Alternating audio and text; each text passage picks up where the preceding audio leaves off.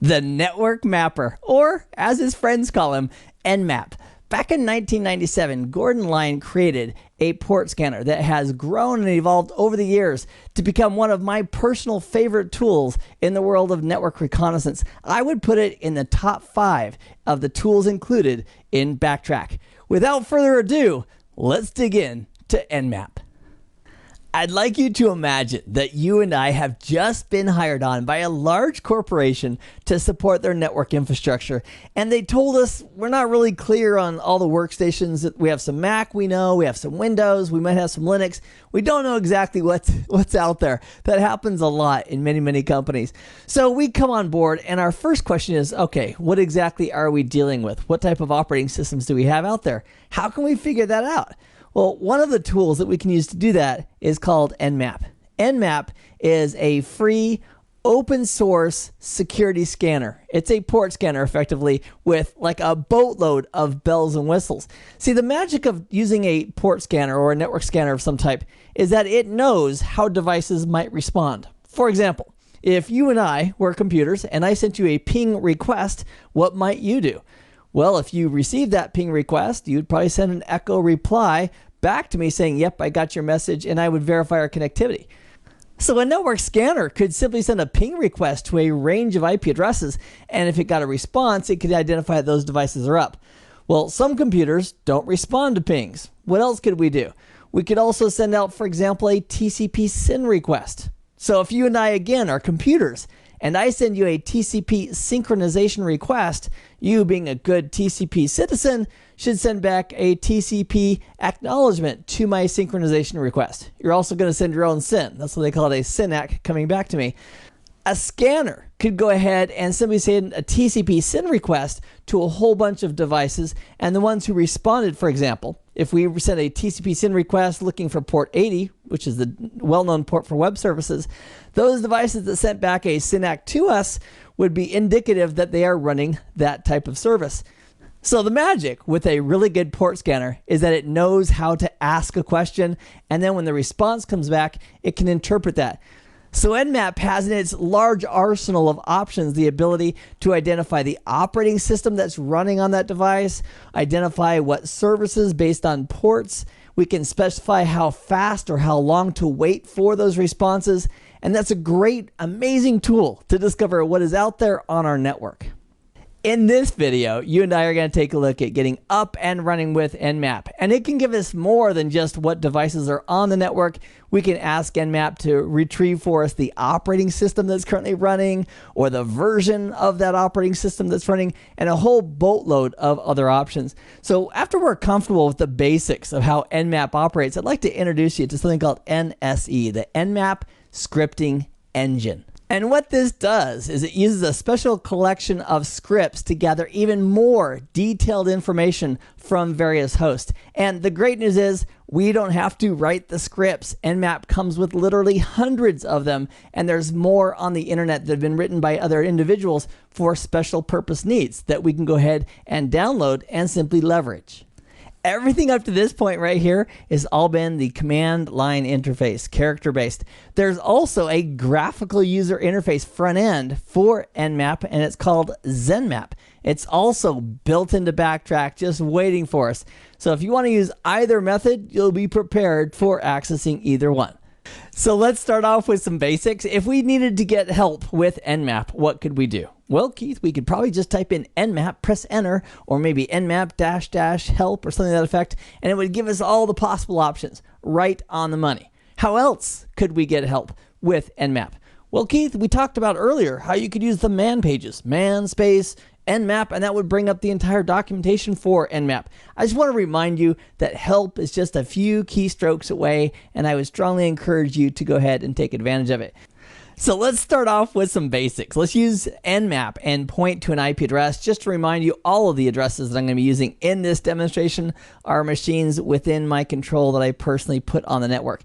So the basic syntax, let me get my pen out, is NMAP, and then you simply point to an IP address. Now we also could have done a range. We could have said 192.168.1.0, and we could have put a dash and 255, and that would do the entire range.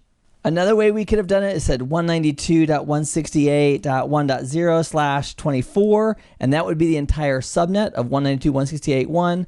Or if you want to do a single host, you can just put the IP address in just like that. I'm going to unpause the screen for a moment, and here's the results. It says it took approximately 21.66 seconds. It found that SSH, Telnet, HTTP, and HTTPS were all open on that system. It also is saying, based on the MAC address, that's a Cisco or a Linksys device based on the first half of the MAC address. It also shows us here that it scanned approximately 1,000 ports. I say approximately, exactly 1,000 ports. It found 1, 2, 3, 4 that were open, and there was 996 that were closed. Now, that's the default behavior with NMAP. It's going to scan that device for 1,000 different ports, TCP ports, to see what exactly is open on those TCP ports. So that was a good warm-up. Let's go ahead and go to another window. I've got multiple windows open so we can keep them nice and separate. Let me show you another option. We have NMAP-SP. Now what that is, that's a ping scan. It's not going to go ahead and do a TCP scan of all 1,000 ports on every device. It simply wants to send out a ping request and see who we get a response from. So the dash, lowercase s, capital P, and this address says the 192.168.1, and this asterisk is a wildcard. So instead of scanning just for one host, we're going to go ahead and scan the entire subnet. So this could be rewritten as 192.168.1.1 through 254 or 255, that's the broadcast address, or 192.168.1.0/24, and they would mean exactly the same thing. Again, just like our previous example, if you want to scan one exact host, simply put in that one IP address and you're set. So there's multiple different ways to describe the fact that we want to ping this entire subnet. So we'll simply do a enter, and it's going to scan through that entire subnet and bring back all the responses. Now, all these, wow, look at that. This is on, so I've got 16 hosts that are reachable on my subnet right here. And it's giving us the vendor's name based on the MAC addresses. And it's simply because the MAC address associated that came back with that IP address, we're simply using that to determine the actual vendor. So that's where this list is coming from on the far right here. So let's go ahead and have NMAP ask a little bit more detail than just, are you there, or with these 1,000 ports. Let's go ahead and use another option. So here, let's take a look at some of these options. And literally, there's hundreds of options with NMAP. And these are some of the ones that we might be using periodically. So right here, this represents what we want to do, a TCP SYN scan. We're looking for TCP devices using SYN request. Here we have P0. And P0 is referring to a protocol scan. So protocols have numbers. So for example, in the TCP/IP protocol suite, ICMP is protocol number 1. TCP is protocol number 6. UDP is protocol 17, etc. So this is saying, please go ahead and do a request on each of those protocols by the numbers to see who responds. The -SV says, I want to go ahead and determine the version, if possible, of the operating system that's running. And this -O is representing that we want to discover what that operating system is. Again, if possible. Based on what NMAP is asking and the responses that come back and the way that NMAP is looking at those responses, it can identify most of the time the actual operating system vendor. Is it a Mac OS? Is it Snow Leopard? Is it Mountain Lion? Is it Windows, Windows 7, Windows 8, etc.? What flavor of Linux is it? Most of the time it can get that and the version if we simply ask NMAP to ask the right questions. And here we're specifying the range of 0 through 50. Now there's nothing at 0 because that's the actual network address space, but that's the range we're going to query in, and the responses we get back will be displayed on the screen. Now this one, because we're asking more of NMAP and it's got to spend more time in getting that information, this may take a few minutes to complete, but that's no problem. We'll go ahead and let it run in the background. So while that's cooking, it's like a cooking show. We'll let that cook in the oven. Let's go to another tab and let's run this one. This is NMAP-T5. Now, what exactly is T5 all about? So the syntax here, the T5 is regarding timing. How aggressively, time-wise, do we want to go ahead and do this scan? So a T1 would be giving the response lots of time before we gave up and move forward. A T5 says, you know what, I'm in a hurry. I don't want to wait that long for responses. So a T5 is going to make it slightly faster. And in this case, I'm using the example of scanning the entire subnet of 192.168.1.0/24. 24 meaning, of course, it's a 24-bit mask. The first 24 bits of that IP address represent the network, and the last octet, that last number in this case, represents individual host addresses. So we're going to scan approximately 256 different places. Only 254 will possibly be there, and we're looking for all the devices in that space. So let's go ahead and press enter, and let's run our next option. By default, NMAP is scanning 1,000 ports, TCP ports, looking for open services that it can report back to us. If we don't want to look for 1,000, we can go ahead and say how many we want to see by using this option right here of top ports. The syntax is pretty straightforward. It's NMAP -- top ports, how many ports you want to look for. And it's not 20 ports in order, like 1, 2, 3, 4. It's 20 of the most likely ports to be up. So if we said 100 for the top 100, it would be the top 100 ports, most popular ports that are likely to be up in a typical environment. And then we're scanning the same network again, 192.168.1. Now, I want to point out that you don't ever want to do this on a corporate network where you don't have authorization to do it, because most corporations are going to have some intrusion prevention systems looking for scans of this type, and they're going to come looking for you. So again, make sure you're authorized to do any of these scans and use any of these tools that we're talking about. So to continue here, I'll simply press enter, and that will launch that scan for us. Let's move on to another window. Let's say we're only interested in finding out who is running web services and is open on port 80. And to do that, there's several different ways of doing that. With one of those options is to specify the port. So in this example, we're doing an NMAP. The -ST is representing a TCP connect scan type of probe that we're going to be doing. The -P80 says we're looking at only at port 80, and we're going to go ahead and do this network range of 1 through 50. So yet another way to represent the devices that we want to do the scanning against by using the hyphen and the last IP address in the range. And so to launch that, we simply press enter. And that's on its way. And that is already done because it took 1.89 seconds. It didn't take a long time because all we were asking for is one individual port, and that was port 80. For this next one, I'd like to run Wireshark, and to do that, we're going to need the graphical user interface. So to get there, once we've logged on as root with the default password of tour, unless you've changed that, we're going to go ahead and do a start X to start the graphical user interface. To launch Wireshark, probably the simplest way to do it would be to open up a console window and just type in Wireshark and launch it, and that'll bring it up. If you want to use the menu system to get there, we could bring up the menu system, go to Backtrack, and under Forensics, and under Network Forensics, and Wireshark. If you're a lot faster, you just type in Wireshark. But let's launch Wireshark, and let's go ahead and bring that up full screen. So here's Wireshark. It's asking us to pick our interfaces. In this case, I would like to pick the interface Ethernet 0. That's where we're doing our scanning. And I'm going to go ahead and tell it to go ahead and start the actual capture of traffic. So any of those scans that perhaps are still in place and still running, those would be seen here. Let me go ahead and let's go back to our console window and let's continue with our next NMAP. So with this, we're going to run NMAP. I'm going to do -S, uppercase S. That's a TCP SYN scan. And I'm going to use the -D option. It's a lot of fun. So the -D, what's that going to buy us? That's for decoy. If somebody is doing scans on a network, your source IP address might be trackable. Well, if you want to get the responses, you need to involve the correct IP address. But to throw them off the track a little bit, perhaps, we can use a decoy. And what this is going to do, it's going to launch the actual request with the real IP address of this backtrack system, but it's also going to do it with these source addresses as well, 98 and 99. So if you include, can you imagine if you put maybe 100 or a couple hundred IP addresses or fed it in from a list regarding all the source addresses this attack, this scan is coming from, it could distract the network admin or whoever's in charge to the point where they wouldn't be able to sort out. There's just too much data. They wouldn't be able to sort out who the real source of the attacker is.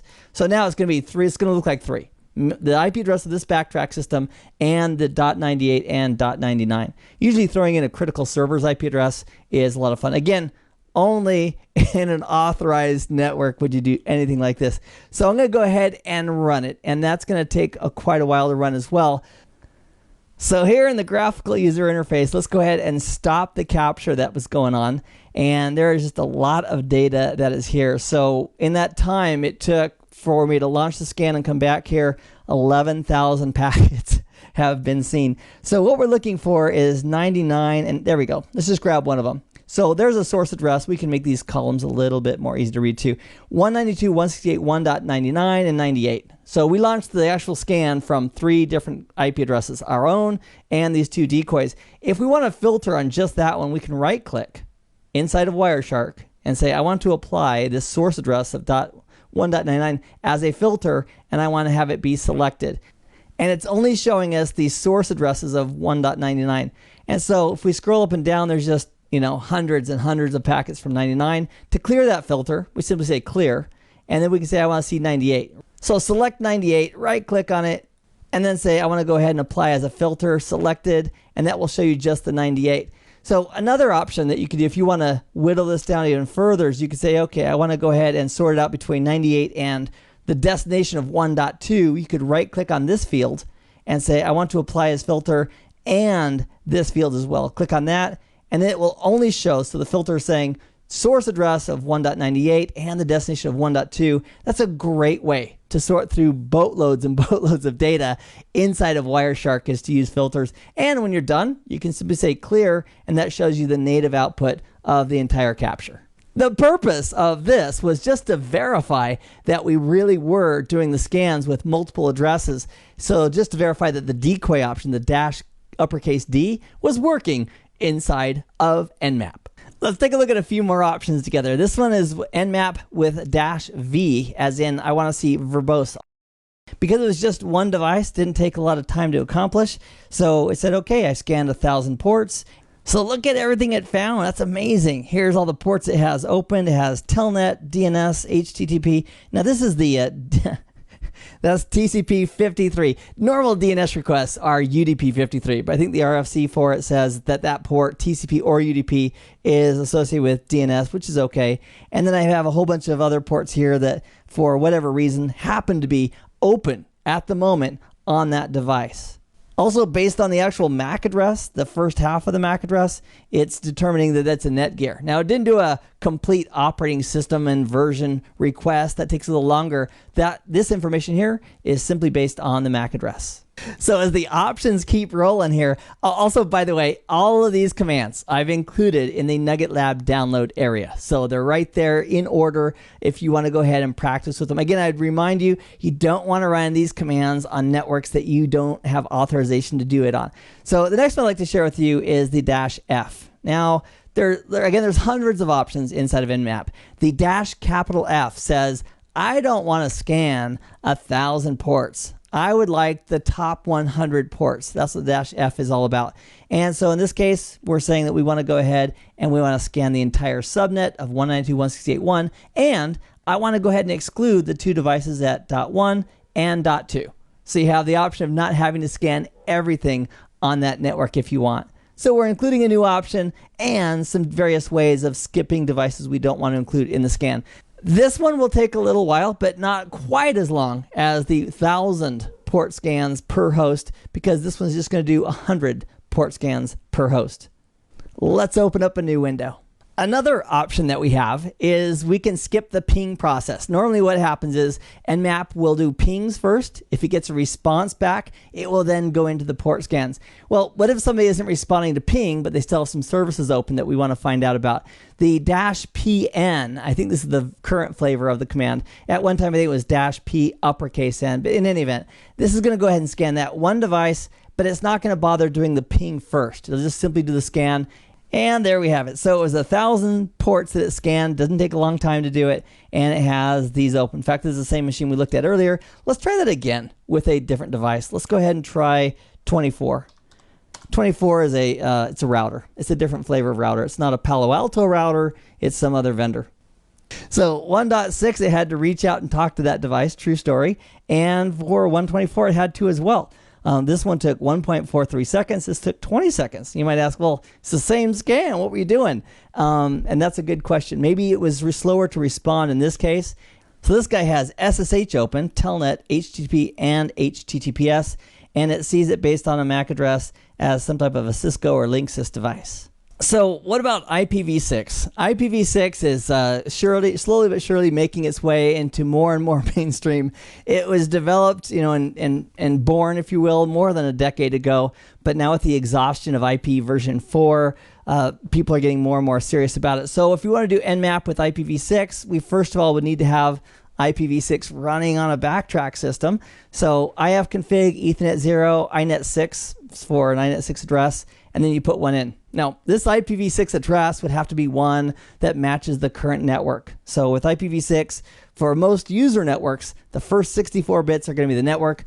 So this is the syntax on how you would apply it. I'm going to go ahead and hit Control-C because I've already applied that address. It's already there. If we do an ifconfig and press enter, it's going to represent the fact that, yeah, Keith already put it there a few minutes ago. So there's the actual IPv6 address, but there's the actual syntax to go ahead and implement it if you wanted to on your interface.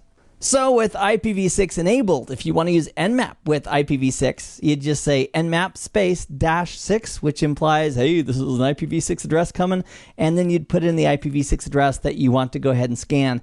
It would also be really important that you had reachability or a default gateway to get to that IP address, and that IP address needs to exist, which at the moment this one doesn't, so it won't be too successful. So my interface ID is 2, this interface ID is 1, and if that device existed, I should be able to go ahead and reach him. So we can press enter, but unless he's there, there's not going to be too much to see as a result. Another really handy little option with NMAP is the nmap space --if list, just to give you a nice little overview of what interfaces you have to play with and what their addresses are. So if we take a look at this detail, it says, okay, Keith, you are connected on the 192.168.1 network that's local on Ethernet 0. You've got a default route of 192.168.1.1. And then we have some really cool stuff about IPv6 as well because we have an interface configured for it. Just to round out the exercise, we have the NMAP. Let's go take a look at our results. We have the NMAP with just the IP address, scanned 1,000 ports, gave us some results. This one, if we do an up arrow key, this was the -SP. That was just a ping request. That was very, very quick. It took 3 seconds to the entire subnet. This one, if we do the up arrow key, see what that command was. And this is like the kitchen sink. So the S is for a SYN scan, and the P0 is asking for the protocol number scan, V was for version, O is for operating system. And if we scroll up through the large amount of output for each and every device, so our next one here, if we do the up arrow key, was the T5. That was the very short timeout. It took 54 seconds for it to scan the entire subnet and give us the information it found out about that. Next one over, if we do the up arrow key, this is where we asked for the 20 most likely ports, the 20 most commonly found ports. So it didn't take quite as long. And so it scanned for those 20 ports across the entire subnet. And that took about 6.81 seconds. So in our next window, so in this one, we just did a port scan for port 80, looking for all the devices. It took less than 2 seconds for that response. We already looked at that window. We're doing a scan. It took 7.17 seconds, and this is where we actually did the decoy with 2 additional source IP addresses, also doing those. Now, we really don't care about the responses that came back to .98 and .99. We cared about the responses that came back to us. Again, the purpose of the decoy is to throw the person watching the network off the track regarding what our real address is of the real attacker. So I wanted to get a flavor of some of the commands, and in the download area for the Nugget Lab, I've got all of these syntax that I've used in class. You should definitely try them out on networks where you're authorized to do such. Maybe build a test small network and issue them there. You definitely do not want to run these on a production network where you are not authorized to do so. It could get you into serious, serious trouble. So the next thing I'd like to talk with you about is scripting engines. Now, they came up with the idea that if we want to gather information from a device and then start zeroing in, for example, narrowing it down to specific operating system, or we want to get specific details on what that user or what that device is running as far as SSH services or web services, what type of a web server is it running, and so forth, they wrote these scripts. There's hundreds of them that we can leverage and put inside of our NMAP. So in NMAP, all we need to do is refer to these scripts, and there's various categories of them, and these scripts can go and dig even deeper to ask the right questions to get responses, and then NMAP can tell us the results of those responses and dig out things such as, oh, this is a server type of Mac OS running Snow Leopard, for example, or this is a web server running Apache, or whatever the information is we're after. There's very likely a script already written that we can use with NMAP. So let's begin with scripts and take a look at just how easy it is to use them. NMAP space -- script equal, and then the name of the script group that you want. Now there's a default group. So out of the default group of scripts written for NMAP that are already built and sitting waiting for you in Backtrack, it's now launching that along with the 1000 port scan against that device. And here are the results. So it got more detail, besides just knowing that TCP port 22 is open for SSH. It also has some information on SSH version 1 is supported. Port 23 was open before, not a lot of additional information. Port 80 was open, so it dug a little deeper to get information regarding how HTTP was operating. Same with 443. And it also has some information on the self-signed certificate that Cisco IOS router happens to have on it and it's currently using for its SSL services. Now I want to share with you something. We just did this -- script equals default. There's a whole bunch of different categories. There's a DOS, exploit, malware, vulnerability, discovery, safe. There's a whole bunch of other options we can use, but I would strongly encourage you not to start playing with all of these script options unless you are aware of the potential results. For example, there is a script group called safe. Now, does that mean it's safe to run against anybody's network? The answer is no. It's not safe to run against anybody's network. It can still get you in trouble, but it's safe. It's called the safe group of scripts because it is not likely that it will take down a server, unlike some of the other scripts that you could launch, like the DOS script and so forth. Let me give you another example of how we could run this same script, the default script, but not have to use the -- script option. It goes something like this. NMAP space -SC. That is shortcut. That's not what the SC stands for, but that's exactly what it is. The lowercase s, uppercase C effectively means I want to run script, and by default, it's going to run the default script unless we specify some other script. So the previous scan took 26.69 seconds. This one should take approximately the same amount of time. Again, if it's the same device responding, it should be about 26.69 seconds as well. And it's within a second, so that actually is perfect. So now we know that if we want to run the default script, we can use this. So let's say that we wanted to run the discovery group of scripts, but we weren't sure about all the arguments and parameters that we could have following it. There is help as well for the scripts. So we typed in NMAP space -- script -help, and then the group of scripts we want help on and pressed enter.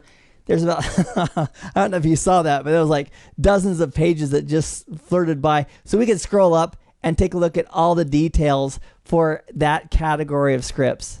So let's say that we want to run some scripts. We're on our own private network and we want to practice with a few of them, but we want to actually combine groups of scripts. How can we do that? If we said NMAP space -- script, and then in quotation marks, we specified safe or default, what that would mean to NMAP is, okay, I know what you want to do. You want to run the default set of scripts and the safe set of scripts, which again doesn't mean it's necessarily safe to run them. It simply means that they're not known or likely to bring down the system that you're running them against. So in this case, the default script, the group only took about less than 30 seconds to run. But because now we're running safe or default, it's going to run both sets. The tricky part for some is the fact that it says safe or default. Which one is it going to do? And let's say you point to a group that doesn't have any scripts in it. Well, for example, if safe had nothing in it and default had the default scripts, it would run default. If you had safe or default and they both had scripts, they will both run. So if we pressed enter here, this one will take quite a while because the safe scripts are going to have a lot of information they're asking for from that device. So if we want to run two, and we had two different groups, like for example, discovery and version, those are both group sets, if you will, for scripts with the NMAP scripting engine, we could say NMAP space -- script, and then specify in quotes discovery and version, then specify the destination address we want to run these against. So while that is running, let's go back to this first one that is still running. If we press enter, it's going to give us a little status indicator about how it's doing. It says, I'm 97% done. I've estimated about 3 seconds to go. Wow, almost done. So this is giving us a bunch of details. Primarily, this is when we said safe or default. So in the safe group, there's dozens and dozens of extra queries that are going out to get that information from that system. So it's always interesting the amount of information that can be retrieved, and these scripts are a powerful tool. As I mentioned, I think there's close to 200 that are included with NMAP, and then there's hundreds more that individuals have written that are easily found and downloaded, so you can use them for additional information gathering using NMAP. In the Nugget Lab download area, I've got all the commands that I've demonstrated and more in this Nugget series. So you can download those if you want the actual commands to practice with them. But for some individuals, they find the command line a little bit tedious, especially if they haven't worked with it a lot. There is a graphical interface called ZenMap that we can also use for NMAP. Effectively, it's the same NMAP commands. It just gives us a nice, beautiful graphical user interface that we can use to check boxes, put in IP addresses, click on go, and not have to do quite as much typing. There is one more command line option I'd like to share with you before we take a look at the GUI, and that is the -A option. Let me get my pen out. This -A option is power-packed. You can think of it as all. Maybe it means all. I'm not sure what they're thinking when they gave the A, but the A represents that we're going to do a script. So it's like a -SC, the default script. It's going to do the operating system and version extraction to the best it can. It's also going to do a trace route as well. So that's all that information coming from that -A. And the T4 is regarding timing. So we're doing fairly aggressive timing, not waiting a whole bunch for the results to come back. And the response hopefully should come back within 30 to 60 seconds. And it is done. There's the results right there. So it took 37 seconds. So some of the details that it just got for us, it got information regarding the operating system it thinks it's running. It also got information on the web page for administration that this Palo Alto firewall has, as well as some of the details for SSH too. It also identified, or it believes under the covers, that this firewall is running a flavor of Linux that's 2.632 to 2.633 based on the fingerprint of what it could detect that device was running. And here's our results of the trace route, which means there aren't a lot of devices in the path because we are on the same exact IP subnetwork as that firewall. There is a graphical user interface counterpart to NMAP. It's called ZenMap. It still uses the exact same logic of NMAP. It just gives us a graphical interface so we can put in IP addresses, click the options we want, click a button, as opposed to having to press enter to launch the actual scans. So let's close together our Wireshark that we had from earlier. And I'm going to say quit without saving. We can regenerate that anytime we need to. To actually bring up ZenMap, you probably just want to bring up a console and type in ZenMap, enter. That would bring it up. But if you want to click to it, you can go to the backtrack and information gathering, network analysis, identify live host, and go down to ZenMap right here at the bottom. So I think the command line would be a lot faster than finding it here, but it's there either way you need it. So we'll go ahead and launch ZenMap, and let me minimize that console window as well, and let me maximize ZenMap for us. So take a look at the default of what it wants to do. It says NMAP-T4, that's the timing, fairly aggressive. -A, that's all those things that we just looked at the command line, including the default script, and the -V is for verbose. So all we have to do is put an IP address here like 192.168.1.6. That's the device I know has some open ports. And we click on scan, and it's off to the races. Now, if we don't want to do an intent scan, check this out. We can go under Profile, use the drop down, and we can select anything we want. We can do a quick scan plus, and they're going to give us various details of information based on that.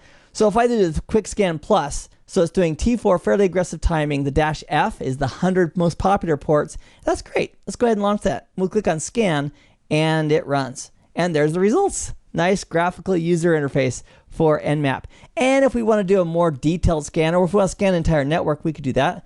We'll go ahead and simply say, I want to scan the 192.168.0 subnet /24, and simply hit scan, and it will run. So in the background, it shows us the scans that have happened. So we have this scan that happened earlier. Now we have the scan that's currently running. And if we also want to go ahead and look at the individual details of hosts, once the scan is done, they'll all be here on the left. So if you see all these devices are popping up, that's just because that scan just finished. That's the entire subnet. So if we take a look at NMAP output and we want to click on a single host, it'll take us to the details of that host in the output. It's very, very convenient to sort and look things up right here in NMAP using exactly this. So if we want to go to ports and hosts, we can click on any device we want for a Reader's Digest version of those ports. Look at that guy. Dot 19 has all those ports open. And if we look at dot 6, this is a little Netgear wireless access point. And if we look at topology, check this out. I'm going to go ahead and grow this a little bit. Going to wheel it up with my mouse. And there's various ways of looking at this as well. Now, these are all on one subnet. But if we had networks that were not directly connected to the same subnet, we could see the actual router IDs, the hop counts, I should say, of the routers between us and those destinations. One other thing that I really like about this tool is that we have these profiles, but the profiles, you don't have to just accept the defaults that come with ZenMap. If you want to make a new profile, you can. Check this out. We'll go up to Profile. We'll say I want to create a new profile, and then you can specify exactly what you want to do. Then we say, oh, do I want to use the -A? You click that button. That's all you have to do. As far as the TCP scan, you can select the flavor that you want. It'll actually build this into your profile. So if you have 2 or 3 scans that you like to do all the time, you can put them into profiles and then just select that profile and launch it. It's also a great way to see all of these options here. So as you hover over any one of these, it tells you over here on the right the details for that and what that means. So here's scripting. Check it out.